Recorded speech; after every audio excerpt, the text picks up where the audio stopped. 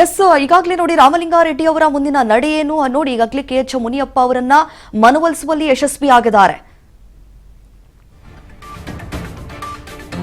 ನಿನ್ನೆಯ ರಾಜಕೀಯ ಬೆಳವಣಿಗೆಗಳ ಮೇಲೆ ಹೈಕಮಾಂಡ್ ಕಣ್ಣಿಟ್ಟಿದೆ.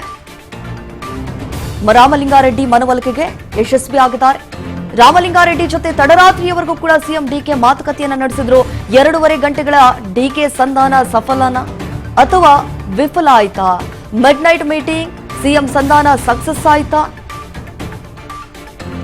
ಎಲ್ಲಾ ನಿವಾರಣೆ ಆಗಿದೆ ಹೋಗಿ ಅಂತ ಹೇಳಿ ರಾಮಲಿಂಗಾರೆಡ್ಡಿ ಅವರು ಕಳಿಸ್ಕೊಟ್ಟಿದ್ದಾರೆ. ಇನ್ನು ಯಾವುದೇ ಗುಟ್ಟು ಬಿಟ್ಟು ಕೊಡದಂತಹ ರಾಮಲಿಂಗಾರೆಡ್ಡಿ ಅವರು ನಾವು ಎಲ್ಲದನ್ನ ಸರಿ ಮಾಡ್ತೇವೆ ಅಂತ ಹೇಳಿದ್ದಾರೆ. ಸಿಎಂ ಡಿಕೆ ನಾವೆಲ್ಲ ಕೂತು ಮಾತನಾಡಿದ್ದೇವೆ.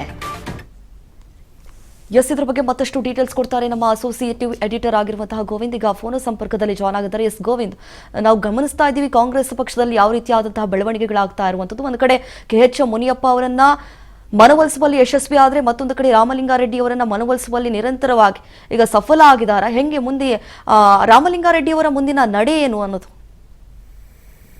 ದೀಪಾ, ಸದ್ಯದ ಮಟ್ಟಿಗೆ ಸಚಿವ ಸ್ಥಾನಕ್ಕೆ ಈಗಾಗಲೇ ರಾಜೀನಾಮೆ ಘೋಷಣೆ ಮಾಡಿದ್ದಾರೆ. ಹಾಗಾಗಿ ಅವ್ರನ್ನ ಮನವೊಲಿಕೆ ಮಾಡುವಂತ ಪ್ರಯತ್ನಕ್ಕೆ ಖುದ್ದು ಮುಖ್ಯಮಂತ್ರಿಗಳೇ ಆ ಕಡೆಗೆ ಇಳಿದಿರುವಂತದ್ದು.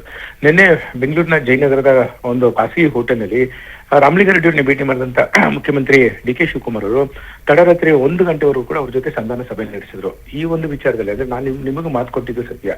ಹಾಗಾಗಿ ಎಲ್ಲೋ ಒಂದ್ ಕಡೆ ಈ ಒಂದು ವಿಚಾರದಲ್ಲಿ ಹೈಕಮಾಂಡ್ ನಾಯಕರು ಅಂತಿಮವಾದಂತಹ ತೀರ್ಮಾನ ತೆಗೆದುಕೊಂಡಿದ್ದಾರೆ. ನನ್ನ ಕೈಲಿ ಏನೂ ಇಲ್ಲ, ನಾನು ಮತ್ತೊಮ್ಮೆ ಹೈಕಮಾಂಡ್ ನಾಯಕರ ಜೊತೆ ಮಾತನಾಡ್ತೇನೆ. ಹಾಗಾಗಿ ನಿಮ್ಮ ಸಚಿವ ಸ್ಥಾನಕ್ಕೆ ಏನು ರಾಜೀನಾಮೆ ಕೊಟ್ಟಿದ್ದೀರಾ ಅದನ್ನ ಸದ್ಯದ ಮಟ್ಟಿಗೆ ನಾನು ಅಂಗೀಕಾರ ಮಾಡೋದಿಲ್ಲ ಅಂತ ಹೇಳಿ ಎಲ್ಲೋ ಒಂದ್ ಕಡೆ ಅವ್ರನ್ನ ಮನವೊಲಿಕೆ ಮಾಡುವಂತ ಪ್ರಯತ್ನಕ್ಕೆ ಮುಂದಾದ್ರು. ರಾಮಲಿಂಗಾರೆಡ್ಡಿ ಒನ್ ಲೈನ್ ಅಜೆಂಡಾ, ನೀವು ನನಗೆ ಮಾತು ಕೊಟ್ಟಿದ್ದೀರಾ, ಆ ಮಾತಿನಂತೆ ನೀವು ನಡೀರಿ. ಯಾಕಂದ್ರೆ ಈ ಹಿಂದೆ ಕೂಡ ನನಗೆ 2 ಬಾರಿ ಇದೇ ರೀತಿ ಬೆಂಗಳೂರು ಅಭಿವೃದ್ಧಿ ಖಾತೆ ಮಿಸ್ ಆಗಿತ್ತು. ನೀವೇ ಸ್ವತಃ ಹೇಳಿದ್ರಿ ನಾನು ಮುಖ್ಯಮಂತ್ರಿ ಆದಂತಹ ಸಂದರ್ಭದಲ್ಲಿ ನಿಮಗೆ ಅಭಿವೃದ್ಧಿ ಖಾತೆಯನ್ನು ಬಿಟ್ಕೊಡ್ತೀನಿ ಅಂತ ಹೇಳಿ. ಈಗ ಆದ್ರೆ ಎಲ್ಲೊಂದ್ ಕಡೆ ಅಭಿವೃದ್ಧಿ ಖಾತೆಯನ್ನು ಬಿಟ್ಕೊಟ್ಟಿಲ್ಲ, ನನಗೆ ಬೇರೆ ಇಲಾಖೆ ಕೊಟ್ಟಿದ್ರೆ ನನಗೆ ಯಾವುದೇ ಕಾರಣಕ್ಕೂ ಕೂಡ ಇಡೀ ರಾಜ್ಯಾದ್ಯಂತ ಓಡಾಡೋದಕ್ಕೆ ಸಾಕಾಗಲ್ಲ. ಯಾಕಂದ್ರೆ ನನಗೂ ಕೂಡ ವಯಸ್ಸಾಗ್ತಿದೆ. ಹಾಗಾಗಿ ಇಡೀ ರಾಜ್ಯಾದ್ಯಂತ ಕ್ಷೇತ್ರದಲ್ಲಿ ಓಡಾಡಿ ಈ ಒಂದು ಇಲಾಖೆ ನಿಭಾಯಿಸೋದಕ್ಕೆ ನನಗೆ ಯಾವುದೇ ಕಾರಣಕ್ಕೂ ಸಾಧ್ಯ ಇಲ್ಲ. ನಾನು ಮೂಲ ಬೆಂಗಳೂರಿಗ, ಹಾಗಾಗಿ ನನಗೆ ಬೆಂಗಳೂರು ಅಭಿವೃದ್ಧಿ ಖಾತೆ ಬೇಕು.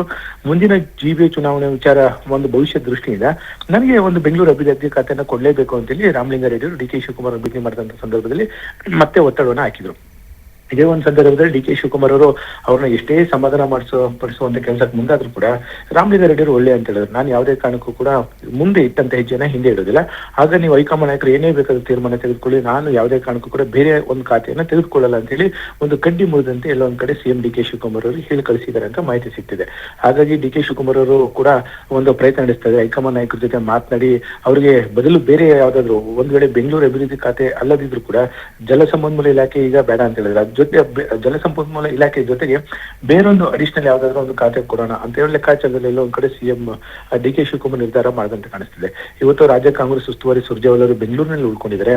ಆಗ್ತಿರುವಂತಹ ಕೆಲವೊಂದಿಷ್ಟು ಬೆಳವಣಿಗೆಗಳು, ಯಾಕಂದ್ರೆ ಈಗಾಗಲೇ KH ಮುನಿಯಪ್ಪ ಅವರು ಕೂಡ ಎಲ್ಲೊಂದ್ ಕಡೆ CM DK ಶಿವಕುಮಾರ್ ಅವರು ತಮ್ಮ ಅಸಮಾಧಾನ ವ್ಯಕ್ತ ಮಾಡಿದ್ರು. ಸೀನಿಯಾರಿಟಿ ಮೇಲೆ ನನಗೆ ಒಂದು ಖಾತೆಯನ್ನು ಕೊಡಬೇಕಾಗಿತ್ತು, ಸಮಾಜ ಕಲ್ಯಾಣ ಇಲಾಖೆ ನಾನು ನಿರೀಕ್ಷೆ ಮಾಡಿದ್ದೆ, ಆದ್ರೆ ಎಲ್ಲೊಂದ್ ಕಡೆ ಮತ್ತೆ ನನಗೆ ಆಹಾರ ಇಲಾಖೆ ಖಾತೆಯನ್ನು ಕೊಟ್ಟಿದ್ದಾರೆ. ಹಾಗಾಗಿ ನನಗೆ ಒಳ್ಳೆ ಅಂತ ಹೇಳಿದ್ರು. ಆದ್ರೆ ಎಲ್ಲೋ ಒಂದ್ ಕಡೆ ನೆನೆ ACC ಅಧ್ಯಕ್ಷ ಮಲ್ಲಿಕಾರ್ಜುನ್ ಖರ್ಗೆ, ರಾಹುಲ್ ಗಾಂಧಿ ಅವರು, ಸುರ್ಜೇವಾಲಾ, ವೇಣುಗೋಪಾಲ್ ಅವರು ಬೆಂಗಳೂರಿಗೆ ಬಂದಂತ ಸಂದರ್ಭದಲ್ಲಿ ಅವ್ರ ಜೊತೆ ಮಾತನಾಡಿದ್ರು. ಆ ಒಂದು ಸಂದರ್ಭದಲ್ಲಿ ಎಲ್ಲೋ ಒಂದ್ ಕಡೆ ಹೈಕಮಾಂಡ್ ನಾಯಕರು ಕೊಟ್ಟಂತ ಒಂದು ಭರವಸೆ ಮಾತುಗಳು ಎಲ್ಲೋ ಒಂದ್ ಕಡೆ ಸದ್ಯದ ಮಟ್ಟಿಗೆ KH ಮುನಿಯಪ್ಪರು ಮನವೊಲಿಕೆ ಮಾಡುವಲ್ಲಿ ಹೈಕಮಾಂಡ್ ನಾಯಕರು ಯಶಸ್ವಿಯಾಗಿದ್ದಾರೆ. ಮತ್ತೊಂದ್ ಕಡೆ ರಾಮಲಿಂಗಾರೆಡ್ಡಿ ಅವರು ರಾಜೀನಾಮೆ ಘೋಷಣೆ ಮಾಡ್ತೀನಿ ಅಂತ ಮೊನ್ನೆ ಹೇಳಿದ್ರು. ನಿನ್ನೆ ಅಧಿಕೃತವಾಗಿ ರಾಜೀನಾಮೆ ಕೂಡ ಸಚಿವ ಸ್ಥಾನಕ್ಕೆ ಘೋಷಣೆ ಮಾಡಿದ್ರು. ಸದ್ಯದ ಮಟ್ಟಿಗೆ ಅವರ ಒಂದು ಮನವೊಲಿಕೆ ಯತ್ನ ಏನಿದೆ ಇನ್ನು ಮುಂದುವರಿತಿದೆ. ಹಾಗಾಗಿ ಕಾದರ್ಬೇಕಾಗುತ್ತೆ. ಅವರು ಜಲಸಂಪನ್ಮೂಲ ಇಲಾಖೆ ಜೊತೆಗೆ ಬೇರೊಂದು ಖಾತೆಯನ್ನ ಕೊಡ್ತೀನಿ ಅಂತ ಹೇಳಿ ಈಗಾಗಲೇ DK ಶಿವಕುಮಾರ್ ಅವರು ಕೂಡ ಅವ್ರಿಗೆ ಭರವಸೆಯನ್ನು ಕೊಟ್ಟಿದ್ದಾರೆ. ಇವತ್ತು ಸಂಜೆ ವೇಳೆಗೆ ಬಹುತೇಕವಾಗಿ ಈ ಒಂದು ವಿಚಾರ ಅಂತಿಮ ಆಗುತ್ತೆ. ಅವರ ಮನವೊಲಿಕೆ ಮಾಡುವಲ್ಲಿ ಎಲ್ಲೋ ಒಂದ್ ಕಡೆ DK ಶಿವಕುಮಾರ್ ಯಶಸ್ವಿ ಆಗ್ತಾರಾ ಇಲ್ವಾ ಅನ್ನೋದನ್ನ ಸದ್ಯಕ್ಕೆ ಕಾದಾಡಬೇಕಾಗುತ್ತೆ. ದೀಪಾ, ಎಸ್ ಗೋವಿಂದ್, ಈಗ ಸಾಕಷ್ಟು ಜನ ಸಚಿವ ಆಕಾಂಕ್ಷಿಗಳಿಗಾಗಿ ಎಷ್ಟರ ಮಟ್ಟಿಗೆ ಲಾಬಿ ನಡೆಸಿದ್ರು ಅನ್ನೋದು ಗೊತ್ತಿದೆ. ಈಗ ಕೊಟ್ಟಿರುವಂತಹ ಖಾತೆಯಲ್ಲಿ ಈಗ ಅತೃಪ್ತಿಯನ್ನ ಹೊಂದಿದ್ದಾರೆ. ಇದನ್ನು ಯಾವ ರೀತಿ ಹೈಕಮಾಂಡ್ ನಾಯಕರು ನಿವಾರಿಸ್ತಾರೆ ಅಂತ ಹೇಳಿ?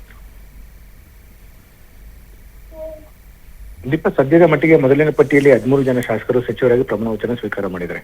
ಎಲ್ಲೋ ಒಂದ್ ಕಡೆ ಮೊದಲನೇ ಸಚಿವ ಸಂಪುಟ ರಚನೆ ವಿಚಾರದಲ್ಲಿ ಎಲ್ಲೋ ಒಂದ್ ಕಡೆ ದೊಡ್ಡ ಮಟ್ಟದ ಅಸಮಾಧಾನ, ಭಿನ್ನಮತ ಭುಗಿಲೆದಿದೆ. ಸದ್ಯದ ಮಟ್ಟಿಗೆ ಇದು ತಣ್ಣಗಾಗುವಂತ ಲಕ್ಷಣ ಕಾಣಿಸ್ತಾ ಇಲ್ಲ.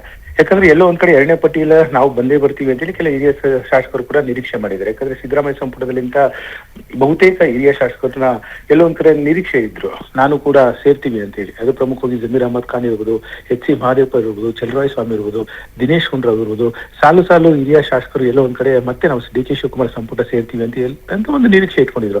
ಆದ್ರೆ ಎಲ್ಲೋ ಒಂದ್ ಕಡೆ ಮೊದಲನೇ ಪಟ್ಟಿಯಲ್ಲಿ ಈಗ ಸಚಿವ ಸಂಪುಟ ರಚನೆ ವಿಚಾರ ಸಂಬಂಧಪಟ್ಟಂತೆ ಒಂದು ಭಿನ್ನಮತ ಸ್ಫೋಟ ಆಗಿದೆ. ಹಾಗಾಗಿ ರಾಜ್ಯಸಭೆ ಮತ್ತು ವಿಧಾನ ಪರಿಷತ್ ಚುನಾವಣೆ ಇದೇ ತಿಂಗಳು 18ನೇ ತಾರೀಕು ನಡೀತಿದೆ. ಹಾಗಾಗಿ ಇದಾದ ಬಳಿಕ ಮತ್ತೆ ದೆಹಲಿಗೆ ಸಿದ್ದರಾಮಯ್ಯವರು ಮತ್ತು ಸಿಎಂ ಡಿ ಕೆ ಶಿವಕುಮಾರ್ ಕೂಡ ಹೇಳ್ತಿದ್ದಾರೆ. ಅದಾದ ಬಳಿಕ 2ನೇ ಪಟ್ಟಿ ವಿಚಾರ ಸಂಬಂಧಪಟ್ಟಂತೆ ಅಂತಿಮವಾಗಿ ಹೈಕಮಾಂಡ್ ನಾಯಕರು ತೀರ್ಮಾನ ಮಾಡಿದ್ದಾರೆ. ಹಾಗಾಗಿ ಸಹಜವಾಗಿ ಒತ್ತಡದ ತಂತ್ರವನ್ನ ಈಗಾಗಲೇ ಬಹುತೇಕವಾಗಿ ಎಲ್ಲ ಸಚಿವ ಸ್ಥಾನದ ಆಕಾಂಕ್ಷಿಗಳಿದ್ದಾರೆ. ಅವರ ಬೆಂಬಲಿಗರು ಈಗಾಗಲೇ ಬೀದಿಗಿಳಿದಿದ್ದಾರೆ. ನಮ್ಮ ಶಾಸಕರಿಗೆ, ನಮ್ಮ ನಾಯಕರಿಗೆ ಸಚಿವ ಸ್ಥಾನ ಸಿಗಲೇಬೇಕು ಅಂತೇಳಿ ಹೋರಾಟ ಶುರು ಮಾಡಿದ್ದಾರೆ. ಹಾಗಾಗಿ ಸಹಜವಾಗಿ ಎಲ್ಲೋ ಒಂದ್ ಕಡೆ ಒಂದು ಕಾಂಗ್ರೆಸ್ ಹೈಕಮಾಂಡ್ಗೆ ಒಂದು ರೀತಿಯ ಬಿಸಿ ತುಪ್ಪವಾಗಿ ಪರಿಣಮಿಸಿದ್ರೆ ಸಿಎಂ ಡಿ ಕೆ ಶಿವಕುಮಾರ್ ಅವರಿಗೆ ಮೊದಲನೇ ಹೆಜ್ಜೆಯಲ್ಲಿ ಸಾಕಷ್ಟು ಸವಾಲುಗಳು ಎದುರಾಗಿದೆ. ಹಾಗಾಗಿ ಇದನ್ನ ಯಾವ ರೀತಿ ಒಂದು ಫೇಸ್ ಮಾಡ್ತಾರೆ ಡಿ ಕೆ ಶಿವಕುಮಾರ್ ಅನ್ನೋದನ್ನ ಸದ್ಯಕ್ಕೆ ಕಾಪಾಡಬೇಕಾಗುತ್ತೆ. Deepa. S Govind, thank you ತಮ್ಮ ಮಾಹಿತಿಗಾಗಿ.